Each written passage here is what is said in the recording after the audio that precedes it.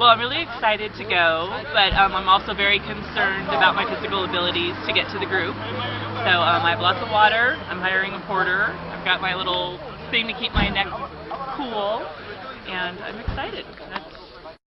The gorilla trekking is really very challenging. It can be a challenging exercise, but it can also be very easy for some of you. It may take a few minutes, but it may also take a couple of hours, depending on where the gorillas were left a previous day. You are advisable to hire a porter. The girls and boys we've got for you here, they are much more helpful for our daily activities. They don't only necessarily carry bags, but they are capable of pulling you and pushing you majestically until when you make it. Their minimum pay is $15, and when you are using them, you will be directly supporting the community. We get at the top there, know that we are almost getting there. Because here where we are, I'm hearing the trackers. Yeah, we've got a kind of communication we always do when we are in the bush. So they made it. I also made it to them. Very easy. Unbelievable. I can't even believe I was that close. So the other thing that was really amazing to me was how much they're like humans. And I could just feel, it felt so natural to be around them because it just felt like we were like one another.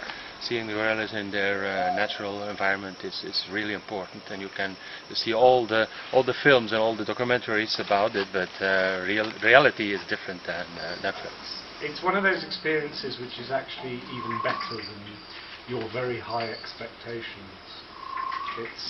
It's like seeing like a lot of wildlife experiences. I think that it's very hard to explain to people who haven't seen, who haven't done it. It's almost as if you get it as soon as you see the gorillas or the chimpanzees or whatever. So it's very hard to put into words what the sort of emotional response you get from it. But I would recommend it to anybody who is even slightly interested in wildlife. So anybody who's thinking, well, you only really need one day because, you know, how many times can you see a gorilla?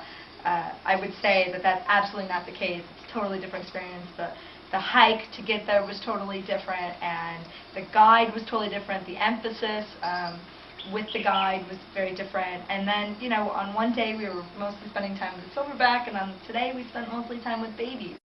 Thank you very much, and take it very easy.